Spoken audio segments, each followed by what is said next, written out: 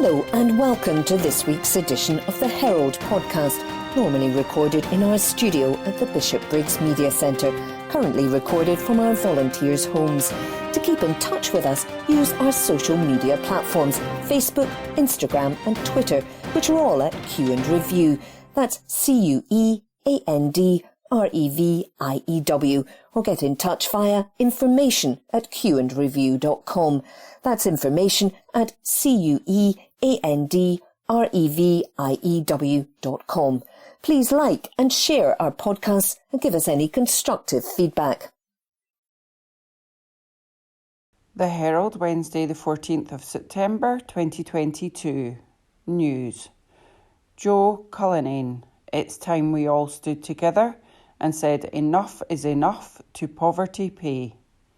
This article is by Agenda. Working class people are fed up with constant attacks on their living standards. They are fed up with a rigged economy that sees big businesses make record profits, bosses pay soaring, and billions being paid out in shareholder dividends. They know working people pay for it through a relentless attack on their wages and working longer hours, living in cold homes and struggling to feed themselves and their children, not to mention rising bills and a continual squeeze on their public services. That's why tens of thousands of Scots have said enough is enough. A capacity crowd at the Old Fruit Market in Glasgow brought in the official launch rally of the Enough is Enough campaign in Scotland last week. Speakers from trade unions, Tenants Union Living Rent and grassroots campaigns, Power to the People Glasgow and fans supporting Food Banks Scotland sent the audience home with a clear message. The working class is getting organised, it is fighting back, and there is a new mood of resistance, and we can win again for working people. Workers are no longer willing to accept that their pay packet must be held down whilst the wealth that their labour creates enriches others. They refuse to countenance companies making huge profits and paying out hundreds of millions of pounds to shareholders on the one hand, who then on the other hand turn seamlessly to attack their terms and conditions and threaten them with compulsory redundancies or the draconian practice of fire and rehire. This summer has seen thousands of Scots across a broad range of workplaces and sectors withdraw their labour to protect their living standards in the face of the cost of living crisis. Critically, despite the best efforts of some to discredit workers, the public is overwhelmingly on their side. TV vox pops of the public are struggling to find any member of the public willing to criticise striking rail workers, poster workers and refuge workers. Why not? Because the public at large recognise the struggles of workers in dispute and that the fight of striking workers is their fight too. A Survation poll for the Enough is Enough campaign showed that 76% of the public support a pay rise in line with inflation. People are showing solidarity with striking workers on picket lines across the country, organised by groups such as Glasgow Strike Solidarity. The collective strength of striking workers and public solidarity is making the bosses sit up and notice, and it is delivering wins for working people. Local government workers in waste services withdrawing their labour saw the rubbish pile high in Scotland's cities, but the majority of the public didn't complain about the mess. They supported the workers and piled pressure on the government and COSLA to negotiate with the unions. But the wins are not just being won in industrial disputes. Working class people, organising in their communities, are delivering the solutions that we need to the cost of living. This week's partial and temporary rent freeze from the Scottish Government is a case in point. Just a few weeks ago, an emergency rent freeze was voted down by the very same government, but tenants organised through their union Living Rent have won a U-turn, protecting thousands of tenants from sky-high rent increases and evictions this winter. That's the power of working class people, resisting, organising, and no longer accepting the status quo. Working people are not willing to accept inaction from politicians, but organising collective power means inaction is no longer an option for the political establishment and the big corporations. It's what happened in the Windford in Maryhill. Residents there are locked into a district heating system with SSE. It's a scheme that was meant to tackle fuel poverty, but instead has locked residents into a contract where their energy bills have been increasing with no option to switch suppliers. But the Windford Residents' Union organised. They fought back against SSE.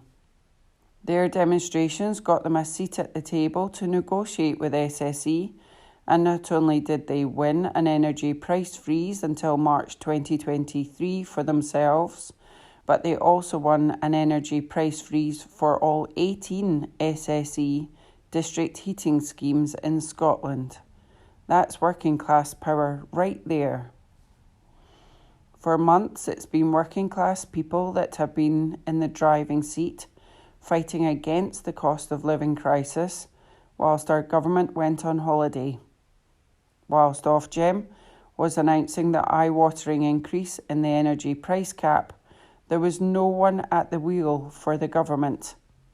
Instead, it was people coming together through the Power to People campaign that stood shoulder to shoulder to demand action on energy bills.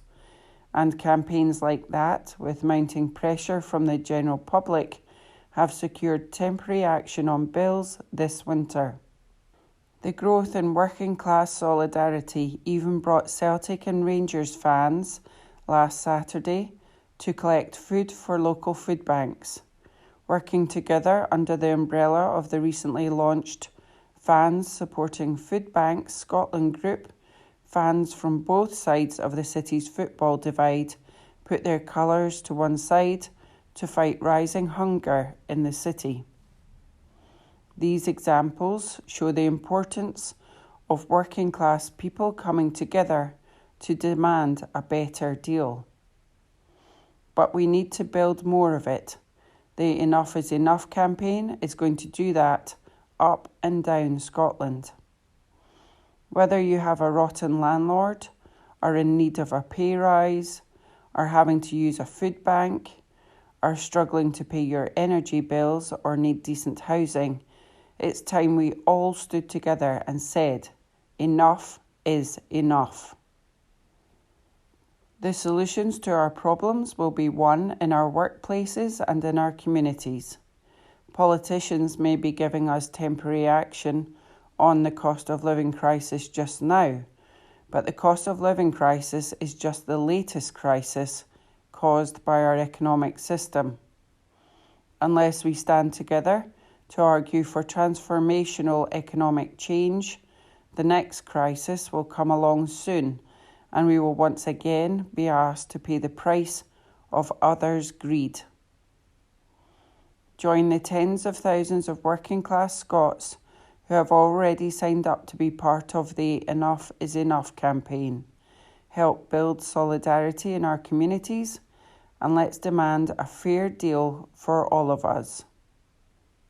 The website is wesayenough.co.uk. I'll repeat that. The website is wesayenough.co.uk. Joe Cullinan is Enough Scotland co-ordinator, a leading community wealth building campaigner and former leader of North Ayrshire Council. The Herald, Wednesday the 14th of September 2022. News. Nathan Gilmore's Island protest over kidnappers' charter loophole. This article is by Caroline Wilson. A Scots father has set up camp on an uninhabited island to highlight the isolation of parents separated from their children due to a legal loophole dubbed the Kidnappers' Charter. Nathan Gilmore's 7-year-old daughter and 4-year-old son were taken out of the country 3 years ago by his wife, Angelica Gilmore-Gray.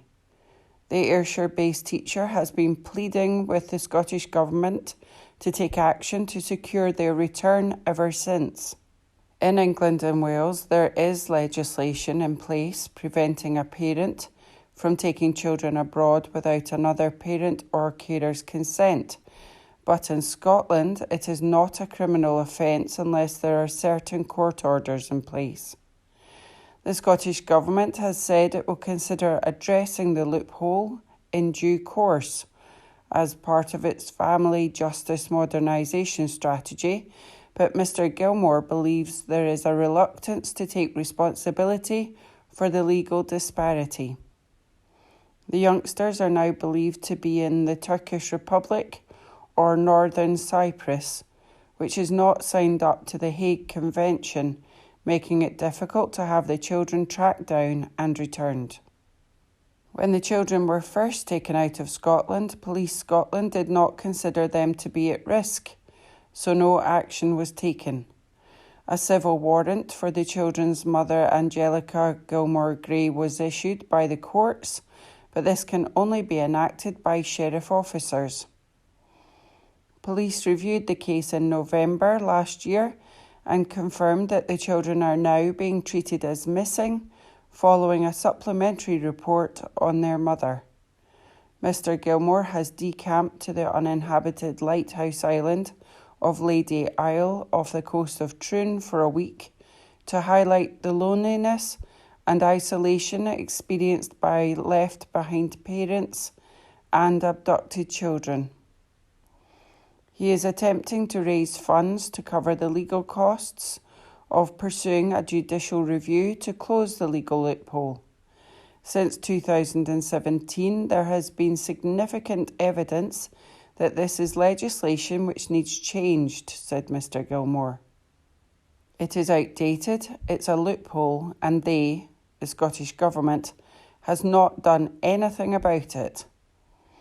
I think there is a reluctance to now turn round and say, yes, we should have done something about this, and a fear of taking responsibility. Siobhan Brown, SNP MSP for Ayr, has accused the Scottish Government of fudging figures, which she claims shows that in 2019, more than 90.5% of the public backed a change in the law to bring Scotland into line with the rest of the UK. The SNP reported the figure as 49%. In a parliamentary question which has not yet been addressed, she writes, "From the data in the same report and after processing all the published responses myself, it's clear that the figure should be 90.5%, not 49%. If found to be inaccurate, please provide the correct percentage of respondents to question 31 of the consultation that believe the legislation should be brought into line with the rest of the UK." The couple separated in December 2017, and in April the following year, Mrs Gilmore-Gray refused to allow Mr Gilmore access to his children, resulting in a court battle at Ayr Sheriff Court.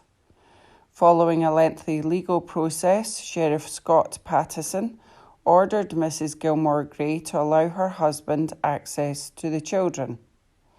However, instead of taking them to their first meeting, she fled the country.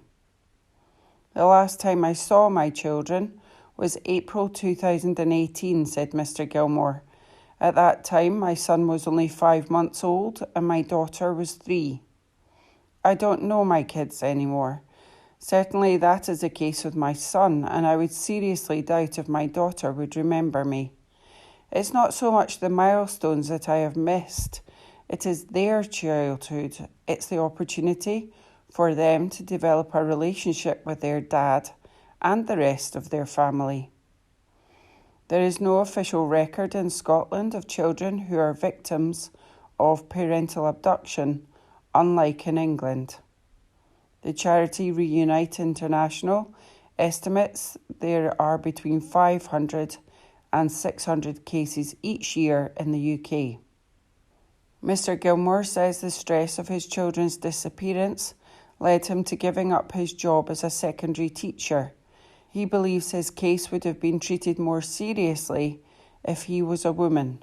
He said, "If I had gone into my house and removed my 2 children, as Scottish law suggests that I'm allowed to do, if I had got on a plane and disappeared, I wouldn't have got very far." Earlier this year, the Police Investigations and Review Commissioner ruled that 4 of Mr. Gilmore's complaints were not dealt with to a reasonable standard, and Police Scotland is reviewing the findings.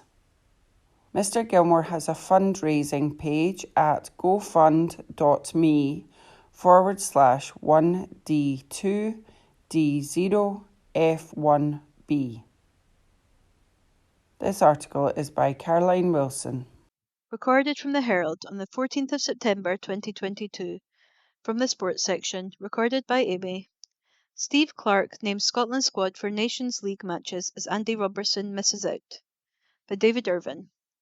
Steve Clarke has named his Scotland squad for the upcoming Nations League matches against Ukraine and Ireland. The Hampden boss will be without captain Andy Robertson for the fixtures as the Liverpool man battles back to fitness at his club.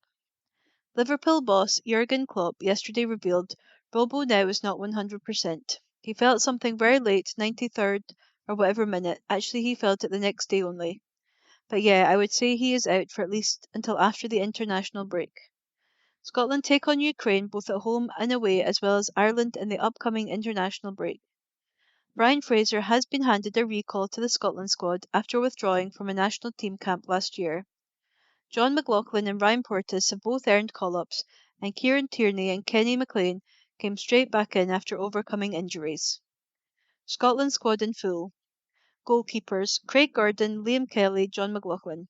Defenders: Grant Hanley, Jack Henry, Aaron Hickey, Scott McKenna, Nathan Patterson, Ryan Porteous, Anthony Ralston, Greg Taylor, Kieran Tierney. Midfielders: Stuart Armstrong, Billy Gilmore, Ryan Jack, John McGinn, Callum McGregor, Kenny McLean, Scott McTominay, David Turnbull. Forwards: Lyden Dykes, Che Adams, Jacob Brown, Ryan Christie, Ryan Fraser. That article was by David Irvin.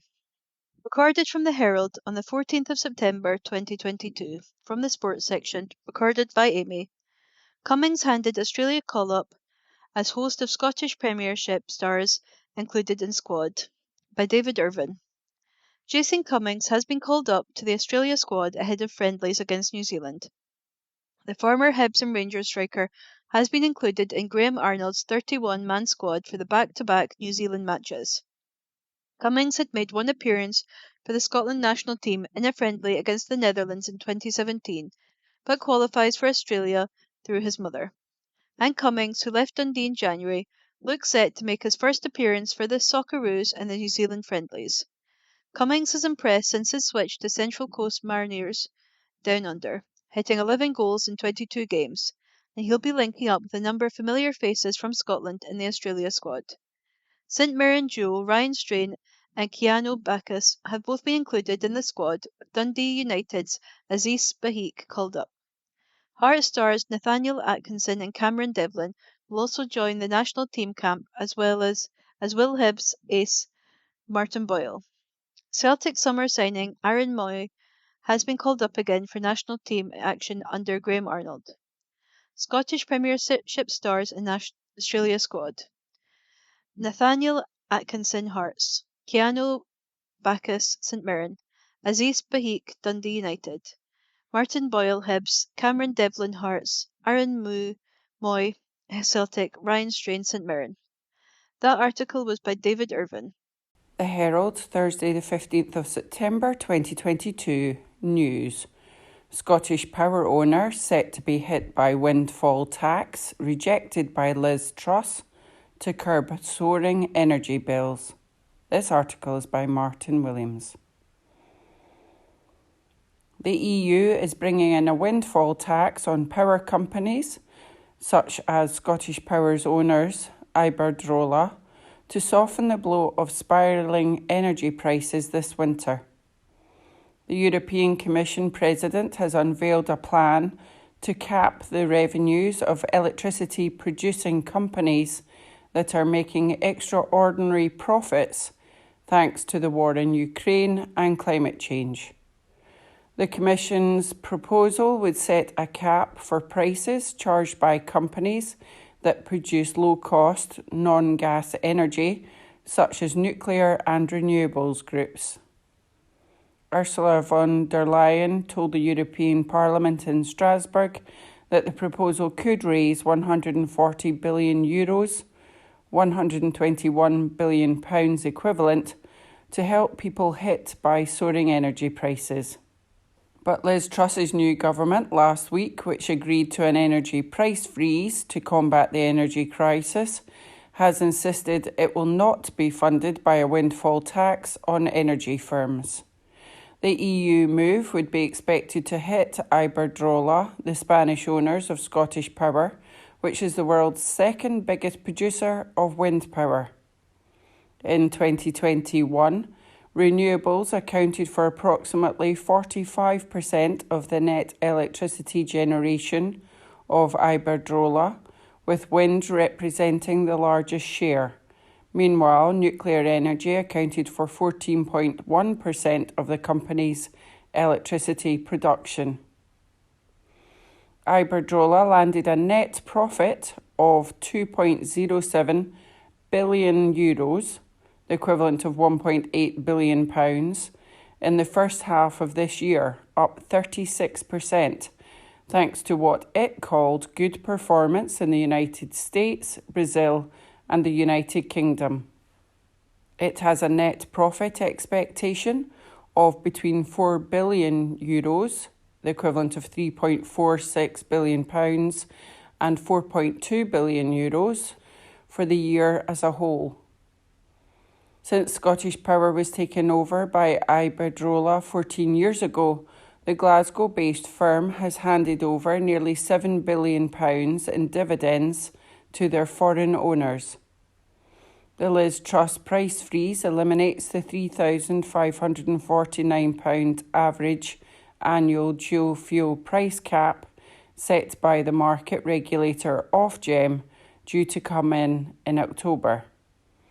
Instead, the price cap has been frozen at £2,500 for the next 2 years from the 1st of October, which the government believes will deliver a pro-growth, pro-business and pro-investment approach for the country's energy security. This is still over £600 more than the cap set for around 1.5 million Scots households in April, and double that which was in place last winter. It is believed that the support package will total more than £100 billion. It is believed to follow a plan championed by Scottish Power head Keith Anderson, who has insisted there needs to be a government-backed super fund from which they could borrow to subsidise bills. He indicated the fund could be paid off by the rest of customers who can afford their bills, or the government could partially fund it. But Ms Truss was adamant that another windfall tax on energy firms would not be introduced, claiming it would deter investment. "We can't tax our way to growth," Truss said. "It's all about helping people with their energy costs. A windfall tax would discourage the very investment we need to secure a homegrown energy supply." But during her State of the European Union address, Ms von der Leyen said, "These companies are making revenues they never accounted for, they never even dreamt of. In our social market economy, profits are okay, they are good. But in these times, it is wrong to receive extraordinary record revenues and profits, benefiting from war and on the back of consumers. In these times, profits must be shared and channeled to those who need it most. Our proposals will raise more than €140 billion for member states to cushion the blow directly. With winter approaching, the 27 EU member countries are struggling to contain an energy crisis that could lead to rolling blackouts, shuttered factories, and a deep recession. Russia has already cut gas supplies partially or entirely to 13 member countries. Europe has also been hit by a drought said by experts to be the worst in 500 years. The EU plan did not include an earlier idea to cap Russian gas prices. EU countries are divided over whether broader gas price caps would help or harm efforts to secure winter supplies. A draft of the full Commission proposals would remove excess revenues from wind and solar farms and nuclear plants by imposing a cap of €180, the equivalent of £155.72 per megawatt hour, on the revenue they receive from generating electricity. Experts say that would cap their revenues at less than half of current market prices. Some energy firms have questioned how much cash the EU plan would raise, since wind farms sell their power under fixed price contracts and are therefore not reaping windfall profits from high market power prices. The measures proposed to cap revenues for renewable and low-carbon electricity producers risks damaging investor confidence, said Christian Ruby, Secretary-General of Europe's electricity industry body, Eurelectric. Oil, gas, coal and refining firms would be required to contribute 33% of their taxable surplus profit from fiscal year 2022, the draft plan stated. Ms von der Leyen also said that the 27 nation bloc's electricity market must be reformed to properly tackle the energy price hike crisis that is hurting European businesses and households. She said that a deep and comprehensive reform of the electricity market is required to reduce the influence of natural gas on the way that prices are set. Natural gas is used to power industry, heat homes and offices, and generate electricity. Even before Russia started its war against Ukraine, many EU member states had been calling for a thorough and structural reform of the bloc's energy market because they believe that the influence of gas in setting wholesale electricity prices is disproportionate. The current electricity market design is not doing justice to consumers anymore, Ms von der Leyen added. This article is by Martin Williams. The Herald Scotland, Thursday, 15th of September 2022. Voices. Ian Houston, letter from America.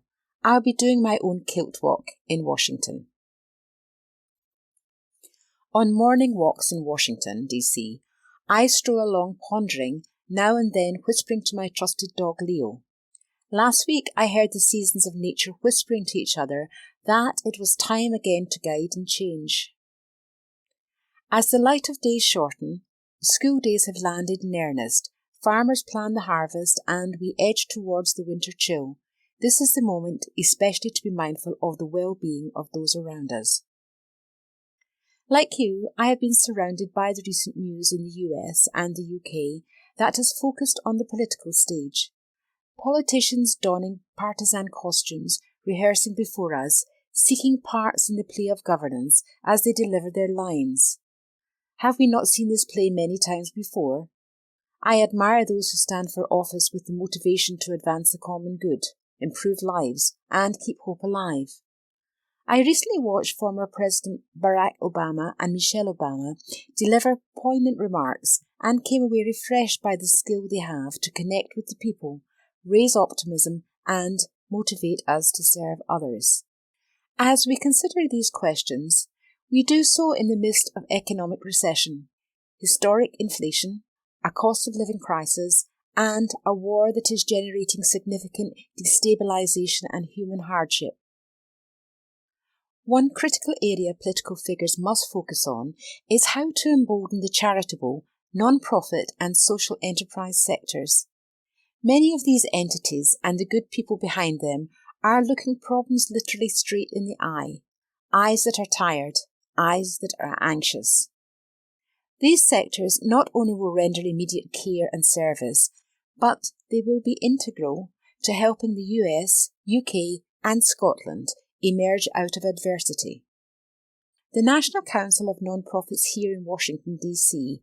notes that prior to the pandemic, charitable organisations employed more than 2.3 million individuals nationally, paid $826 billion in wages, benefits and payroll every year, and spent nearly $2 trillion annually.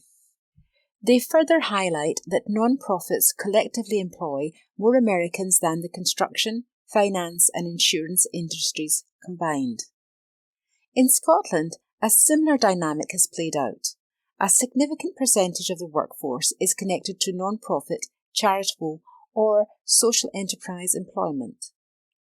We should not be dismissive of these sectors as irrelevant solutions to our economic and energy challenges. In fact, if governments invest more into these sectors and create economic and social incentives for those who work in them or just invest in them, we will see both the deepening of a compassionate society and an injection of energy that rekindles a passionate economy. Since I opened with walking and the season of opportunity before us to help those in need, let me close with one of the most extraordinary and inspiring initiatives that is uniquely Scottish and an example for the world. Kilt Walk. Here are some Kilt Walk figures that are sure to inspire you. The Glasgow Kilt Walk in April raised £4 million. The Aberdeen Kilt Walk, £925,000. And in Dundee, £930,000 was raised. With the addition of Edinburgh on September the 18th, that total number will be a massive injection of funds resulting in support for over 1,000 charities. Since 2016, Kilt Walk says Kilt Walkers have raised £22.5 million and the Hunter Foundation, through the extraordinary generosity of Sir Tom Hunter, have added £11.4 million. That's a total of £33.9 million for over 3,000 charities. It offers a roadmap to addressing community and economic challenges. I wish I could be there in person this Sunday in Edinburgh, but I will be a kilt walker here across the pond in solidarity, yes, in kilt and with Leo. And I might even whisper as I stroll how proud I am to call friends so many of those who walk and move through life in Scotland, America and the world as positive examples for good. I am reminded of the line from the late African-American author Toni Morrison, who said, "The function of freedom is to free someone else." That mindset of considering others from the vantage point of our own gifts and opportunities is enormously powerful as a tool for change. We all have troubles, we all have talents, we are all on this walk together. Ian Houston spent his career in Washington, D.C. as an advocate for diplomacy, trade, global poverty alleviation, intercultural dialogue. He is a global Scot and serves as president of the Scottish Business Network in the US. He is an honorary professor at the University of the West of Scotland and honorary lecturer at the University of Aberdeen. His views are his own. The Herald Scotland, Thursday, 15th of September 2022. Voices. Neil Mackay. We need to be able to discuss abolition of monarchy without fear of being arrested. You don't disrespect the dead by talking of a future without them. The Queen was the constitutional monarch of a democracy. The bedrock of any democracy is freedom of speech. Democracy is difficult and messy. It's grown up. It requires hard conversations about complex matters. Sometimes those hard conversations must take place at uncomfortable times. If this nation, which the Queen headed, is indeed a democracy, does it not do that democracy a grave disservice to abandon the need for difficult discussions, to softly smother freedom of speech? Isn't that what's happening now? A hefty minority in Britain is Republican. We feel no allegiance to any crown or the head it sits on. We don't consider ourselves subjects, but citizens. We wished to see the abolition of the monarchy before the Queen's death, and we wish to see the abolition of the monarchy now that Charles is on the throne. We aren't disrespectful. We realise many of our fellow citizens want to grieve for their Queen and do so publicly. We are happy for them to honour that need. But, as members of this democracy, we shouldn't be made to feel as if we must stay silent when it comes to our opinions. And a sense of silence has indeed been foisted on this country. Broadcasters, chiefly the BBC, act as if Britain is as one in its view of the Queen. It is not. While most Republicans respect the Queen, that doesn't mean we respect the institution of monarchy. Her death doesn't suddenly mean we abandon principles and become obedient royalists. There's a feeling abroad that to even attempt to begin a conversation about abolition of the monarchy now would be to court the most swift of cancellations. The sight of anti-monarchist protesters being arrested on the streets of Britain for voicing opinions which millions of us hold is frankly chilling. As a Republican, do I agree with street protests against monarchy right now? No, I don't. There's a time and place for street politics, and it's not now. But I support the right of these protesters to make their case in public without fear of arrest. There is an Alice through the looking glass effect playing out in Britain right now. Those who damned cancel culture and claimed, with the most absurd and juvenile hyperbole, that woke liberals had turned Britain into North Korea, now seem rather keen on cancellation and Pyongyang-esque deification of leadership. So it doesn't disrespect the Queen to hold a conversation that imagines a future without a monarch like her. But it does deeply wound democracy to ask us all to be silent and think alike. We were once a country proud of dissent. And can there be a more relevant time than today, right now, to hold that conversation about abolition? The Queen is dead. This is the very moment to ask whether the monarchy should continue now that she's gone. That conversation can be respectful. Almost any difficult matter can be broached in an adult fashion if spoken about calmly and with decency and humanity. Instead of a grown-up conversation, Britain is being subjected to the most grotesque hypocrisy without comment or critique. Nigel Farage has previously labelled Charles, when Prince of Wales, a threat to the monarchy, said he has no judgment, is utterly useless, told him to shut up, and said he should retire and spend more time talking to his plants. Today he fawns and declares, God save the King. Is this monarchism, or is this charlatanism of the lowest order? Many Republicans are uncomfortable with what's happening right now, particularly around the suspension of normal life. Our politicians, from the NSP to the Tory party, seem to have forgotten that we are in the worst economic crisis since many of us were born. Yet the country has come to a halt.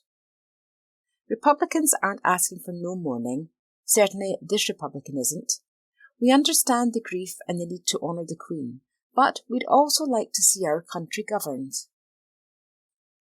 There's mothers and fathers, quite literally, starving themselves out there in this land of ours so they can feed their children. There must be some thought and consideration given to that when we see millions spent upon remembering one woman. The events of the last week don't negate the fact that Britain is a democracy. We are, albeit a rather dysfunctional one, but they do negate the notion that we're a grown-up country. We're a conditioned and timid nation. British values seek to teach deference from the cradle and, worst of all, to instil conformity. We're conformists, and the greatest act of conformity in Britain is to unquestionably accept monarchy. To accept monarchy is to accept your own place as a second-class citizen. You'll bow and you'll kneel and you'll be conditioned to like it. You'll pay for the life and pleasures of another human being while your life is so much smaller than your ruler's life. You'll accept the absurd, primitive belief that simply because one human being issues from the womb of another, that they're born to rule, and you're born just to serve. Of course, I merely put my Republican side of the argument here. There are plenty of arguments for the monarchy. Continuity, the depoliticalisation of the role of the head of state, even the rather tired trop that the royals generate plenty of tourist cash. All right, let's hear these arguments, and let's hear them at a time which matters. Now, Britain is engaging in a moment of transition without even considering what that transition means. How could any nation not debate monarchy at a time like this? Our refusal to think, question, and discuss symbolises all that's gone wrong with Britain. On the whole, we are a country that's easily led, that fears to think hard. We are knee-jerk, we seek easy answers. Those easy answers, that fear of thinking, hasn't served us well. If democracy asks anything, it simply asks its citizens to think, talk and reason. All that's needed right now is a respectful discussion about the future of the monarchy. Is that wrong? Is that so frightening? Herald Scotland recorded on Thursday 15th of September 2022. Arts and Entertainments.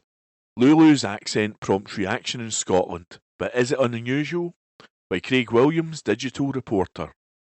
Lulu's appearance on the BBC during coverage of the Queen's passing sparked confusion with viewers across the nation at the weekend. Speaking to Hugh Edwards, the Glasgow-born singer, 73, left viewers baffled, not for the first time, by her apparent swing from a broad Scottish brogue to a transatlantic accent. Plenty took to social media to offer their reaction, while others, unable to bring themselves to watch a viral clip of her interview, wondered if she lapsed into colloquial govern. Sympathetic ears held Lulu up as a victim of the 1960s bigotry around language, accent, and the British class/caste system, imposed on Scots and others who wanted to achieve something, while others suggested she was simply channeling her inner Sheena Easton. Professor Jennifer Smith, Professor of Sociolinguistics at the University of Glasgow, told the Herald that Lulu's use of style shifting rather than be a tactic used by a minority is something we all do. She said, "We dress differently depending on where we're going, a suit to work or a maxi dress to a wedding. We also speak differently depending on where we are or who we're talking to. How you speak to a teacher might differ from how you speak to friends. Linguists call this style shifting, and it's something we all do. Some of us style shift just a little, changing a few words here and there. Others might style shift a lot, changing the words, sounds and sentences in their speech. In cases where a speaker has moved from one area/country to another, they might style shift a lot. Part of the reason for this is because they want to sound closer to the speakers in the new place. This kind of adaptation is called accommodation. We accommodate to the speakers round about us. So for example, Lulu saying beautiful, as this is how speakers in the States would say it. If she was talking to her family, she might say beautiful. Rather than sliding from one accent to another in the eyes of some Scots viewers, Lulu was sliding from one end of the Scots linguistic continuum to another, Professor Jennifer Smith noted. She added, linguists talk about a Scots linguistic continuum. At one side of this continuum you have what we call Scottish Standard English. This is how Ewan McGregor sounds, and to simplify, this is English with a Scottish accent. At the other end is Broad Scots. Kevin Bridges might be at the Broad Scots end of the continuum, where distinctly Scottish words, brackets I, Wayne, etc., close brackets, sounds, brackets, hame, baw, etc., close brackets, and sentences, brackets, gonna you help me, close brackets, are used. Some folk can slide up and down this continuum from Scottish Standard English to Broad Scots. This is perhaps what Lulu does. In the interview, she slides up to the Scottish Standard English end, but when she's talking to her family, she may be much more at the Broad Scots end. Professor Smith also confirmed that speakers like Lulu who slide from one end of the continuum to the other can be considered bidialectal, proficient in or using two dialects of the same language. Interestingly, a 2017 study by the University of Abertay concluded that the brain treats a dialect and a language in the same way, with bidialectals displaying the same switch cost pattern as bilingual speakers do, and different dialects (brackets) or closely related language varieties (close brackets) are stored in the brain in similar ways as different languages. So maybe it's Lulu who has had the last laugh over her sceptics. By Craig Williams. The Herald, Friday the 16th of September 2022. News. Babcock Rosyth, Fife, wins Polish warship contracts. This article is by Brian Donnelly. A Scottish shipyard is to deliver first-class frigates to Poland after securing 2 new warship contracts. Babcock International in Rosyth is linking with shipyards in Poland to produce new frigates under the Polish government's programme. The firm was also earlier this year chosen as the platform design provider and technology partner for the new country's frigate programme. Babcock is supporting the build of 3 Arrowhead 140 frigates in Polish shipyards. Babcock, leading the UK Type 31 programme, hailed the start of construction of the first of 5 Royal Navy frigates at Rosyth earlier this year. Babcock will share its technology, engineering expertise and industry know-how with PGZ-SA, PGZ-SW and Remontowa Shipbuilding. A class design contract and the transfer of knowledge and technology framework agreement respectively support the further development of the programme and boost shipbuilding capability in Poland to deliver its Machnizek or swordfish vessels. David Lockwood, Babcock Chief Executive, said our work in Poland builds on the shared interests of the NATO countries. Babcock will deliver first-class frigates that will contribute significantly to the sovereign defence capability in Poland. We look forward to building on our close working relationship with the PGZ consortium. The firm said the contracts underpin the strong economic and trade relations between the United Kingdom and Poland. Earlier this year, Babcock supported the opening of a new PGZ-SA project management office in Poland that will manage the in-country delivery of the country's frigate programme. This article is by Brian Donnelly. The Herald, Friday the 16th of September 2022. News. More than half of excess deaths due to non-COVID illnesses. This article is by Helen McCardle. Excess deaths from non-COVID illnesses have overtaken those caused by the infection for the first time since the pandemic began, amid spiralling pressures on the NHS. Figures compiled by the Herald from official statistics show that 53% of the 2,708 excess deaths recorded in Scotland over the 6 months to August the 28th were non-COVID, meaning the disease was not cited as the underlying cause on death certificates. This contrasts sharply with the pattern seen in 2021, when 81% of excess deaths were directly caused by COVID and 90% since the beginning of 2020. Commenting on the shift in mortality, Professor Linda Bald, a Scottish Government advisor and Chair of Public Health at Edinburgh University, said, "I suspect it is a hangover from people not being treated and health problems that built up during the pandemic, late diagnosis, no diagnosis, and ongoing problems accessing care. Links have also been drawn with growing A&E waits." The most recent monthly statistics show that a record 4,483 people spent more than 12 hours in accident and emergency during July, a key signal of the extreme bed shortages facing the NHS.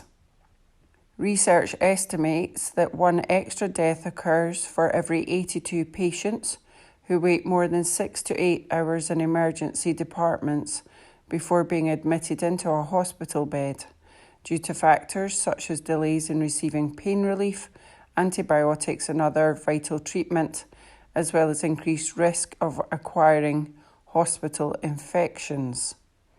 The longer the wait, the higher the risk. Long stays in A&E are also known to trigger delirium in elderly patients, while staff working in overcrowded A&E departments are less able to monitor patients for signs of deterioration. Bed shortages also mean patients are more likely to be transferred at night, when wards are quieter but staffing levels lowest. Figures covering the 6 months to August the 28th show that nearly 63,000 patients spent more than 8 hours in A&E, suggesting that at least 800 excess deaths could be traced back to hospital logjams. Dr. John Paul Lowry, a Vice Chair of the Royal College of Emergency Medicine, said Scotland is facing a shortfall of around 1,000 beds and at least 100 consultants, with expanded workforce and bed capacity required urgently. He added, long waits in crowded emergency departments can lead to diluted quality of care and a lack of monitoring and assistance. This potential for harm transfers to those patients waiting in the backs of ambulances outside emergency departments, which in turn transfers to patients in the community waiting for ambulances facing delayed handovers. This only happens because emergency departments are dangerously overcrowded and cannot move patients on into the hospital in a timely manner.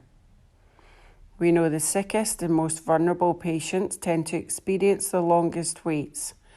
If you're a patient with a serious condition, it is likely to be at best severely uncomfortable and at worst seriously damaging if your treatment is delayed. Dr. Lowry added that while delays of 6 to 8 hours are known to cause harm, there is currently little research into the harm and additional mortality for those patients spending more than 12 hours or even days on a trolley, a situation that has become increasingly common in the NHS over the past year in both Scotland and the rest of the UK. Excess deaths are counted by the National Records of Scotland by comparing mortality against a 5-year average to identify abnormal spikes. For the past 6 months and during 2021 as a whole, the total number of deaths from all causes have been running at 10% above expected levels. The figures for 2022 are compared against 2016-19 plus 2021, while 2021 was compared against 2015-19. The shift towards a majority of these excess deaths being due to causes other than COVID may also reflect the protective effect of multiple vaccinations, antivirals and drug treatments, all of which have helped to reduce mortality from the disease. Statistically, it is now no more lethal than flu, even for the elderly. However, very high virus rates compared to earlier in the pandemic mean that it has still been responsible for nearly 1,300 deaths in Scotland since the end of February.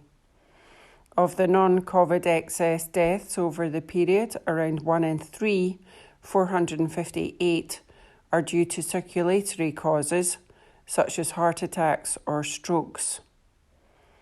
Alan Cowie, Interim Chief Executive at Chest, Heart and Stroke Scotland, said the NHS is being forced to operate in crisis mode as a result of the impact of the pandemic on health.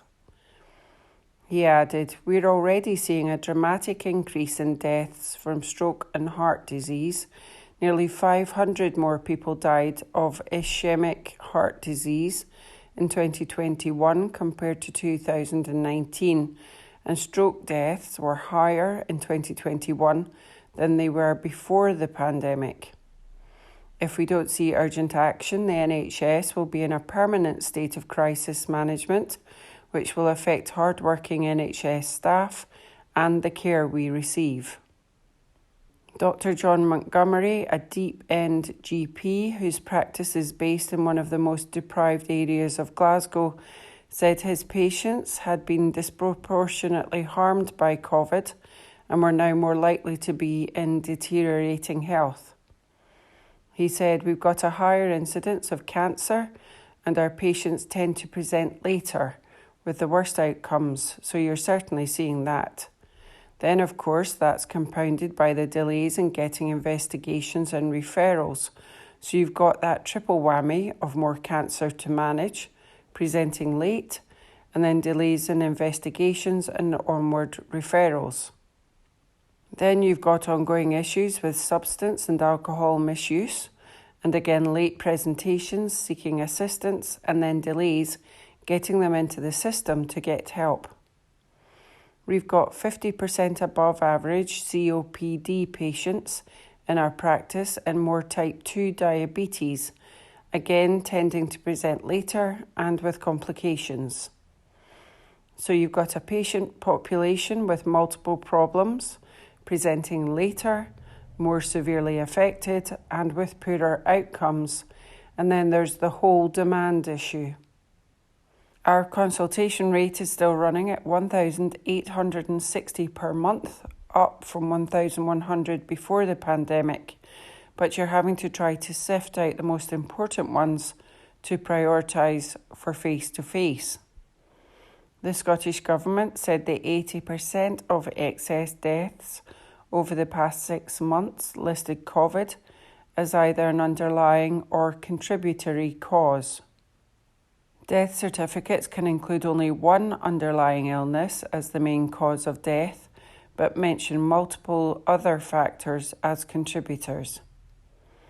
A spokesperson said it is not possible to determine from MRS statistics whether deaths are linked to waits for treatment, adding we recognise the impact of long waits which have grown as a result of COVID-19 on people's physical and mental health. That is why we have introduced ambitious targets for NHS Scotland to tackle the backlog of planned care.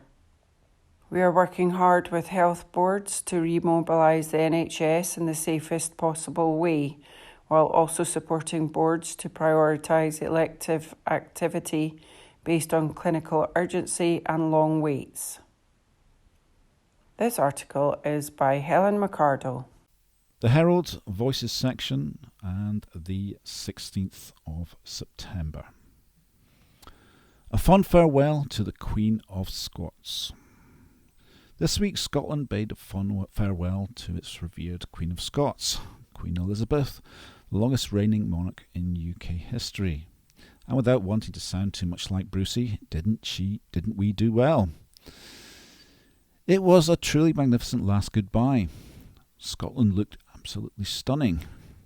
As the occasion warranted, our nation proudly and respectfully stepped up to the mark, with hundreds of thousands of Scots covering all generations of all religions and political persuasions, lining the streets from Balmoral Castle to our place of rest at St Giles Cathedral, Edinburgh, to pay homage to the Monarch of Glen.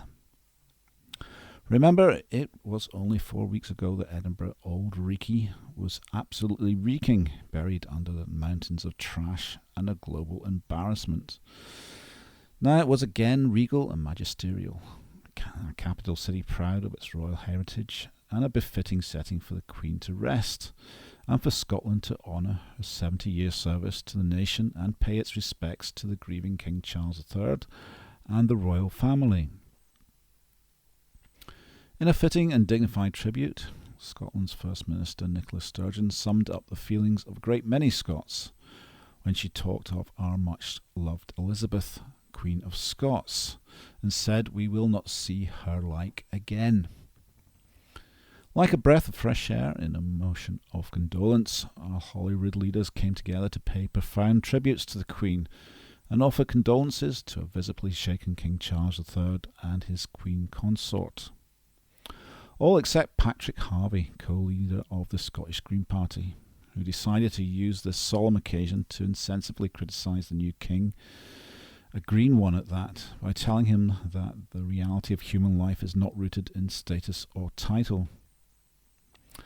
Scotland's embattled hospitality and tourism sectors were also greatly shocked to hear of the passing of Her Majesty.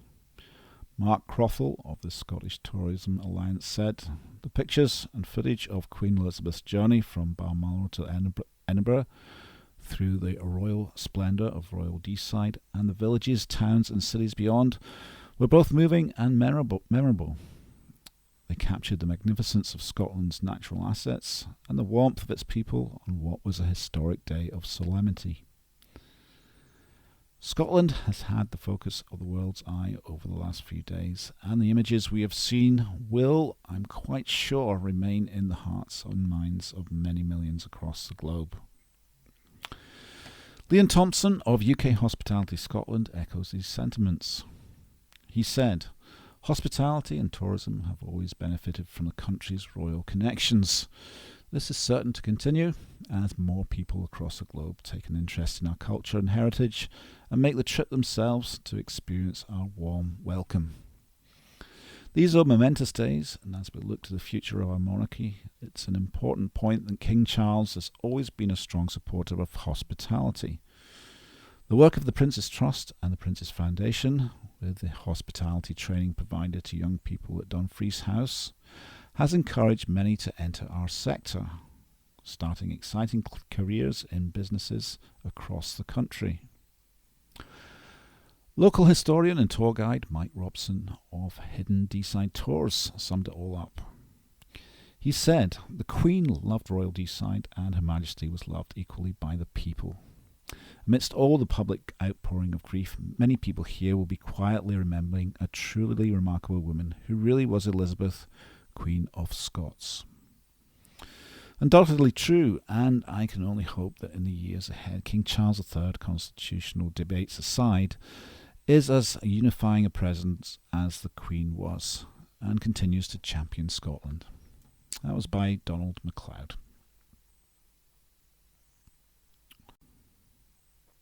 The Herald, the 16th of September, and the Voices section. "Blots on Ibrox copybook could spell end for Van Bronckhorst," by Kenneth Ward. We've all been there. That moment when we go and spill the inkwell for our antique fountain pen all over the Royal Visitors book. Poor old King Charles.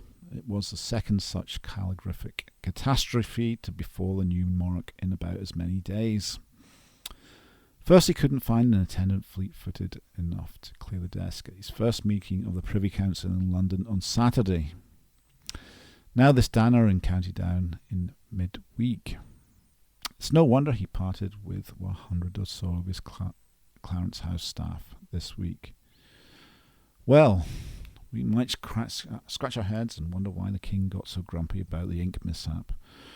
Some sympathetic onlookers will say you just can't get the service these days. Others will say it's a symptom of his advancing years. And some will call foul on his sense of entitlement from lifetime as an elite. Maybe next time he should just try using the humble ballpoint. Now, I know what you're thinking. Maybe it's time I got to the bleeding point. Perhaps, like His Majesty, you bare your teeth at the pooch, shove the newspaper in theirs and gesture for them to tear it up in the backyard, at your behest for once. Well, I will get to the point, if you'll let me. And yes, it's a ballpoint, a football point, for whenever Chas calms down, perhaps he would spare a thought for Giovanni von Bronckhorst, the embattled Rangers manager who blotted his own copybook for the third time in quick succession this week. Von Bronckhorst's strikers will no doubt sympathise with the "you can't get a decent service these days" line. 0 goals in their last 3 matches against Celtic, Ajax and Napoli tells its own story. The shipping of 11 goals during that sequence should have alarm bells ringing around the Ibrox corridors too. While James Sands, the United States midfielder, has been commended for filling in at centre-back with Connor Goldson, the cracks in that particular chink of armour have been prodded and poked to great effect by Celtic, Ajax and Napoli. Sands was sent off on Tuesday night after mistiming a challenge inside the penalty area, and it proved costly for the home side. As legendary Rangers manager Walter Smith used to say, you're only 2 defeats away from crisis at the Govan club. Well, that's 3 trouncings on the trot. For those who point to the King's vintage to account for his grumpy behaviour, the diminished performances of Stephen Davis, a 37-year-old Northern Ireland legend, at the heart of the Ibrox midfield, may feel vindicated in their assessments. However, that is to overlook one of the few bright sparks in the last 3 matches for Rangers: the performance of Alan McGregor against Napoli on Tuesday night. The former Scotland internationalist, 40, saved the penalty conceded by Sands and made a string of other fine stops to keep the scoreline relatively palatable for the 50,000 supporters inside the Govan ground. These are both potential marks against the man in charge of selecting the team, however. Von Bronckhorst decided to put his chips behind John McLaughlin at the start of the season and only selected McGregor for the Champions League clash on account of an injury to his number 1 Davis. Meanwhile, ploughed on in midfield to little creative effect. It's a worrying sign of decline in the spine of the team.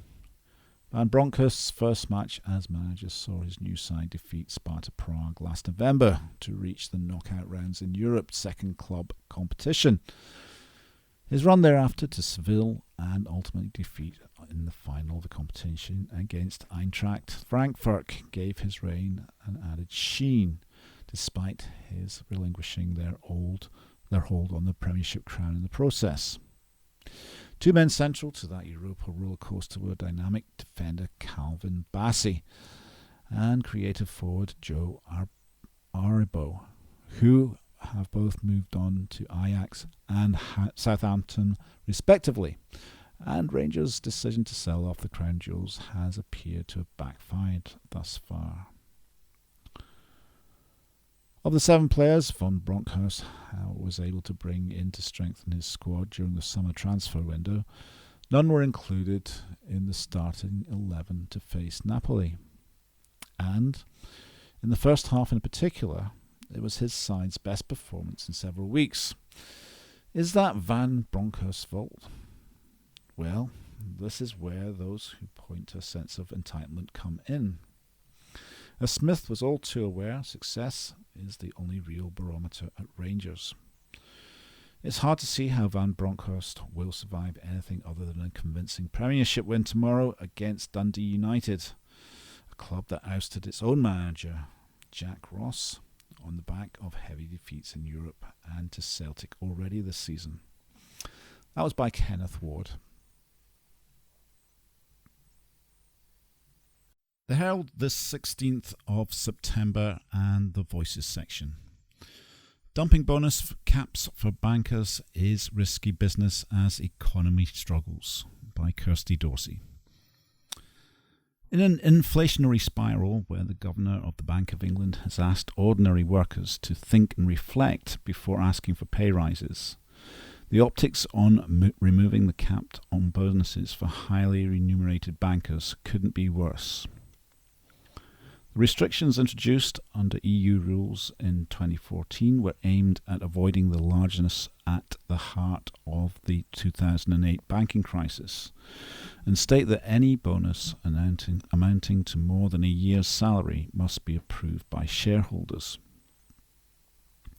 An accompanying hard cap sets the maximum bonus at no more than double annual salary.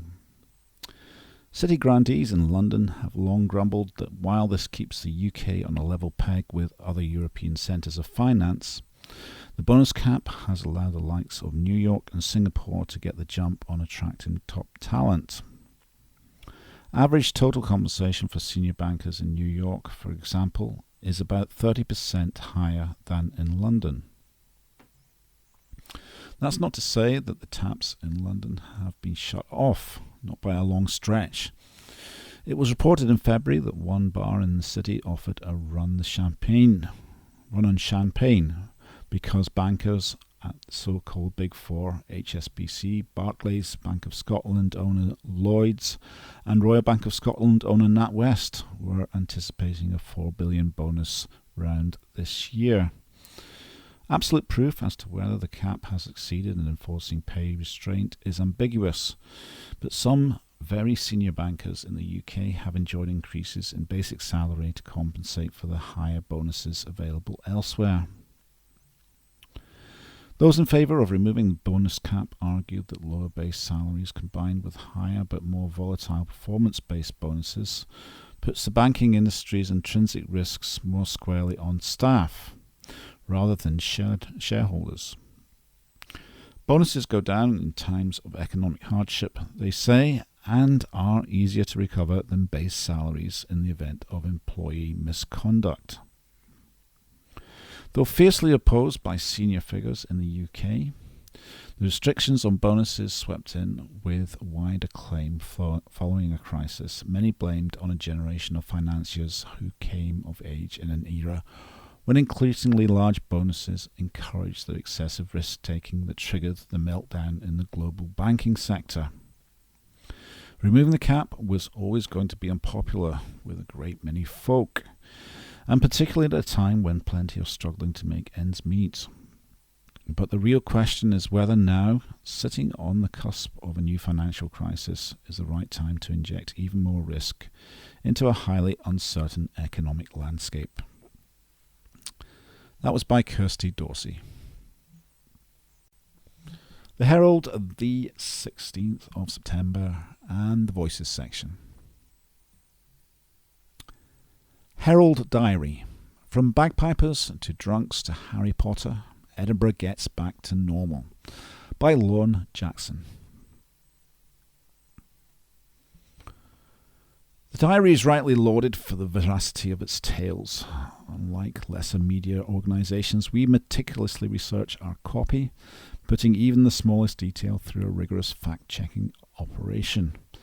That's why our faithful readers can believe every good word of the following yarn from reader Gordon Fisher. Inspired by a mention of Handel's Messiah in the Herald, he says, "What's little known about this musical genius is that he was a skilled cyclist. He loved nothing better than pedalling through the countryside, balancing no hand style while composing his melodies on paper, which he propped up on the front of his bike. Thus Handel's bars were named." Email for Aegis. Some years ago, reader Rachel Kenny received an email from the Human Resources Department in the office where she worked. The message considerably explained that all members of the staff who were struggling with their workload would be provided with moron support. I have a sneaking suspicion that they meant moral support, said Rachel, though perhaps not. Being a moron myself, I at least felt that my life was being validated. Germanic Japery. Once more, we hot-footed to the hostelry for an alcohol-related yarn. Holidaying in Mallorca, Barry Crawford and his wife got chatting to a German couple with the surname R. A-U-E-R.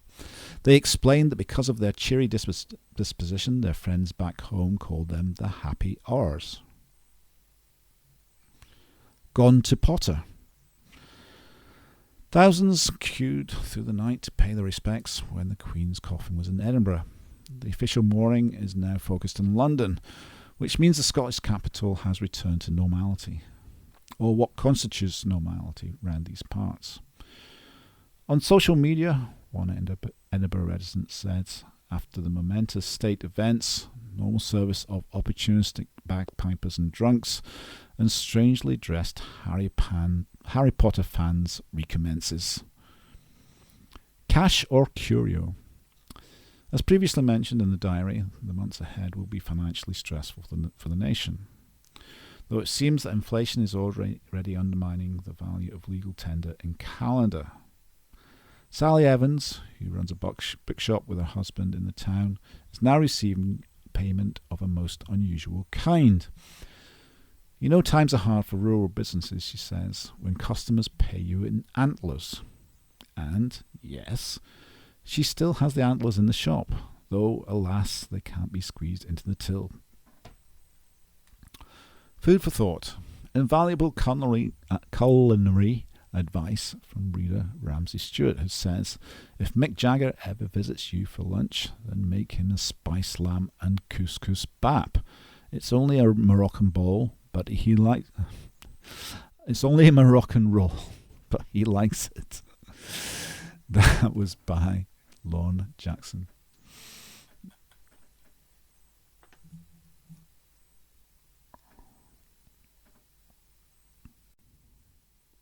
The Herald, the 16th of September, and the Voices section. Should Rule Britannia Rule No More? By Maureen Sugden. It's a piece of music nearly 300 years old, traditionally played during moments of national pride. But there are calls at this momentous marker in history for Rule Britannia to be played no more. Rule Britannia. The song is based on a poem by Scots poet James Thomson, born in Roxburghshire in 1700. It was set to music in 1740 by English composer Thomas Arne, proving instantly popular, in tune with a nation trying to expand and rule the waves, as the lyrics say. The song was largely part of Arne's masque, a form of 16th and 17th century entertainment involving, unsurprisingly, masks and verse performed to the then Prince of Wales to mark the ascension of his grandfather, King George I, and the birth of his daughter. Strongly associated with the Royal Navy and the British Empire, lyrics include, "The nations not so blessed as thee must in their returns to tyrants fall, while thou shalt flourish great and free, the dread and envy of them all. Rule Britannia, rule the waves, Britain never will be slaves." Notably, in the wake of the Black Lives Matter movement, focus on the song's links to colonialism and slavery has led to calls for it to be retired. In September 2020, the BBC had said it would not have Rule Britannia sung at the last night of the proms, sparking even a prime ministerial intervention. Such was the backlash, with Boris Johnson saying, "I think it's time we stopped our cringing embarrassment about our history, about our traditions, and about our culture, and we stopped this general bout of self-recrimination and wetness." Culture Secretary Oliver Dowden said, "Confident, forward-looking nations don't erase their history, they add to it." The BBC reversed its decision, saying its original plan to perform only orchestral versions of both Rule Britannia and Land of Hope and Glory was inspired by COVID-19 restrictions, and the songs were duly sung in socially distanced manner. Mark Delisser, who co-hosts our Dementia Choir, regularly presents Songs of Praise, is a vocal coach on Masked Singer and conducts a children's choir for children in need. Thinks that in the wake of the Queen's passing, the patriotic song should now never be sung again. "It will take a little time to get our heads around singing God Save the King," DeLesser said, "though I'm sure we will continue to mistakenly say Queen, as it's been all most of us have ever known.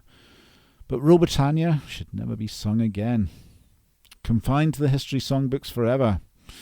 It was written at a time when colonialism was the name of the game, and this is the bleak history of the UK, which we should never forget, but always seek to make it right for the current time and society.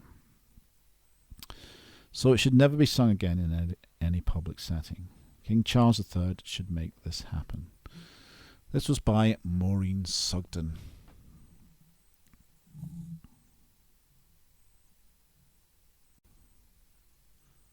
The Herald of the 16th of September and the Voices section. You can't be a Democrat and believe in a monarchy, or can you? By Andy McIver. You can't be a Democrat and at the same time believe in a hereditary head of state. I've said and I've written that many times before. I've always been reluctant to call myself a Republican. Maybe that's because the term is somewhat loaded in these islands. But for sure, I've long been of the view that being led, even theoretically, by an unelected monarch cannot be countenanced. However, the 8 days since the death of the Queen have afforded us all the opportunity to reflect on the monarchy and its role, constitutional, political, and ceremonial. It feels rather like we've packed 8 years of events into the last 8 days. Liz Truss has been Prime Minister for only 10 days, and it already feels like very, very old news. This breakneck speed makes it difficult to maintain a cool head. However, I have tried. I've asked myself whether my view on the monarchy has been too binary, and my answer is that yes, it has. This is not an emotional response. I was no more distressed about the death of the Queen than I was about the hundreds of other people in the UK who died last Thursday, almost all of whom have been younger and will have led a more difficult life than Elizabeth R. Death leaves behind sadness, and I felt that for the Queen's grandchildren, and great-grandchildren, just as I did for the loved ones of everyone else who died that day. No, it is, I hope, a practical response. My moment of clarity during this period of reflection came, unusually, when looking at Twitter. In the space of 5 minutes, I saw 3 tweets that I felt compelled me to think differently. The first was a photograph of New York's Empire State Building adorned in purple lighting to commemorate the Queen. The second was another photograph of Berlin's Brandenburg Gate lit up with a Union flag in memory of a woman who was involved in World War II. And the third was a video of France's President Emmanuel Macron saying, "To you she was your queen, to us she was the Queen." These countries are not members of the Commonwealth. They are merely friends, and friends with whom the UK has had some difficult times of late. And yet their respect for the Queen and the monarchy seems limitless. And as I read those tweets, it occurred to me that the soft power that the British monarchy possesses is highly likely to be irreplaceable. Now that, on its own, is perhaps not enough to justify what is undoubtedly a democratic anomaly. But, combined with a range of other benefits which have become clearer this week, perhaps justifiably moves closer. I was struck by an interview given by former Prime Minister Sir John Major, in which he told viewers of Sky News that his most important hour of the week was that which he spent with the Queen. That sounds like the sort of thing you would expect a former Prime Minister to say after the death of a monarch, but as Sir John delved into more detail, it became clear that it was deeper than that. He said that the Queen had a historical memory which was both longer and clearer than any of his advisers or civil servants. She helped him, he said, by recalling events many decades before which had similarities to those faced by him. These conversations helped his decision-making. Furthermore, the orderliness of transition offers a welcome certainty and stability. Buckingham Palace announced the Queen's death in a rather brutal manner, but it conveyed that immediate and orderly transition. The Queen died peacefully at Balmoral this afternoon. The Queen and the Queen's consort will remain at Balmoral this evening and will return to London tomorrow. The Queen is dead. Long live the King. I understand the irony, of course. That stability is precisely because of the hereditary nature of the post. But stability is stability, however it might come about. Then, of course, there is the question of, if not this, then what? The removal of the hereditary monarch as head of state would close this democratic loophole, but it wouldn't half open up a major political and constitutional rammy. The UK needs a head of state. what and who would it be? On the basis that it would be elected, the person would inevitably be a politician from one of the two main parties, which, as well as obliterating the benefits of an apolitical head of state on the world stage, would exacerbate what is already a fairly toxic environment here at home. Problems remain. Most obviously, the relentless Anglicanism and Protestantism of the week's events was, I found, grating and clearly anachronistic. That seems ripe for some relatively urgent modification in order to maintain the relevance and, frankly, digestibility of the monarchy. I am not a politician or a political activist, so I can change my mind like a normal person. I don't need to pretend I know the answer to every question, and so I can't be sure that my reaction to the death of the Queen is not a knee-jerk one. I can't be sure that I won't change my mind about this. I certainly won't be afraid to. But for the moment at least, we have bigger fish to fry. When Liz Truss visited Balmoral last Tuesday, she was not asked to form a subordinate government by a queen on a throne in a gown and a crown. She was confirmed as Prime Minister by an elderly lady in her living room who was ticking a constitutional box. The royal family is not a threat to our democracy. Indeed, if there is any part of that meeting upon which falls a democratic question mark, it's the fact that the new Prime Minister was chosen only by members of a political party. The King's role is neither ceremonial nor political. Instead, it belongs in that large grey area inhabited by so much of Britain's wonky constitution. Perhaps, at least for the moment, it should just stay there. And that was by Andy McIver.